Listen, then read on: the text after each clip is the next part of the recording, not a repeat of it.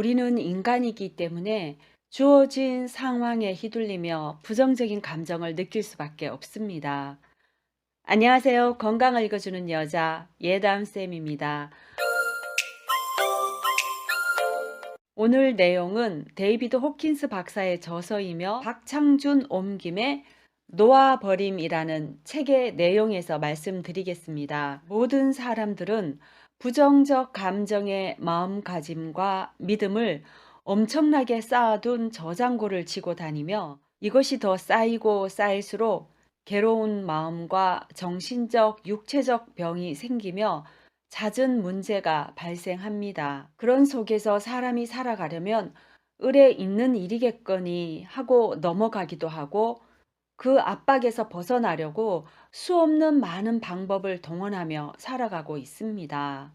이런 지속적인 부정적 감정과 삶의 위기의 순간에 엄습하는 두려움과 불안 장애를 극복할 수 있는 방법을 저자는 놓아버림이라는 항복을 사용하라고 합니다.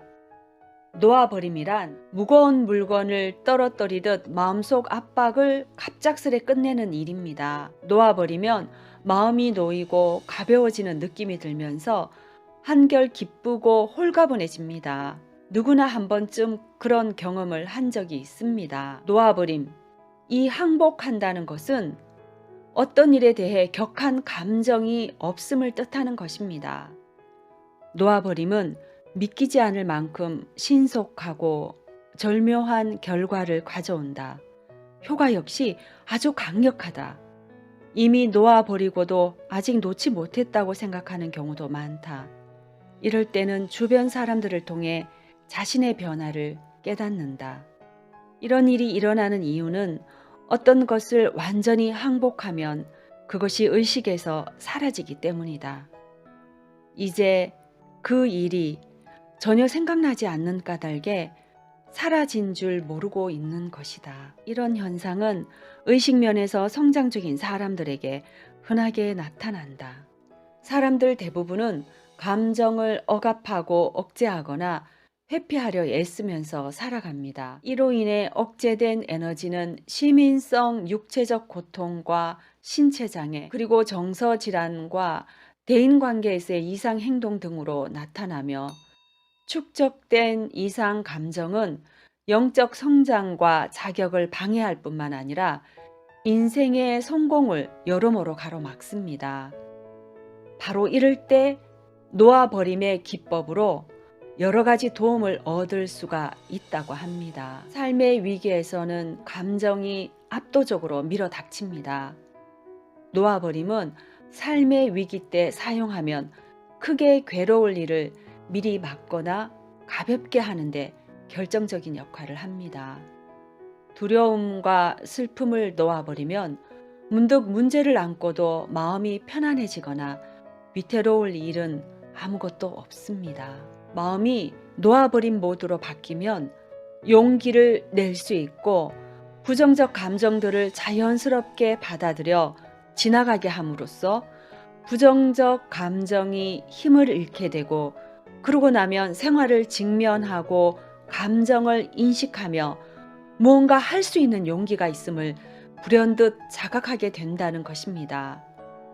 놓아버리고 항복하면 그 감정 전부를 동시에 항복하고 놓아버리는 것과 같기 때문에 중심 사건이 줄어들어 점차 가벼워진다는 것입니다.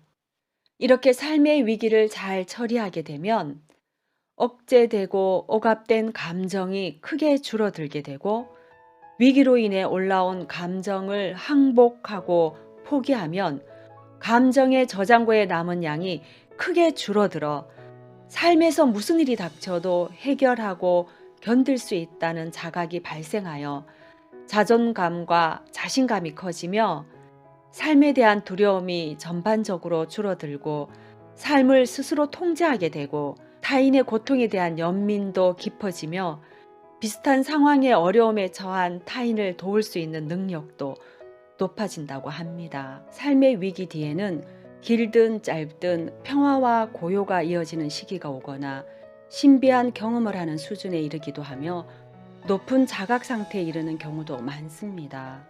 내면의 부정성을 대항하거나 비난하며 뭔가 하려고 하지 말고 그저 그 감정이 존재함을 받아들이고 지켜보며 놓아버리면 감정과 생각 사이의 관계가 보다 명확하게 드러나면서 지켜보는 데 익숙해지고 조금 지나고 나면 앞서 들었던 생각을 들여다볼 수 있게 되어 생각의 성격이 바뀌었음을 관찰하게 될 것입니다. 감정을 완전히 항복하고 놓아버리면 그것과 관련된 모든 생각은 완전히 사라지고 바로 앞에 놓여진 급한 일을 신속하게 마무리하자는 생각만 남게 됩니다. 지금 여러 어려운 상황에 놓여 있을지라도 놓아버림의 항복으로 마음의 안정과 평안함을 유지하셨으면 합니다.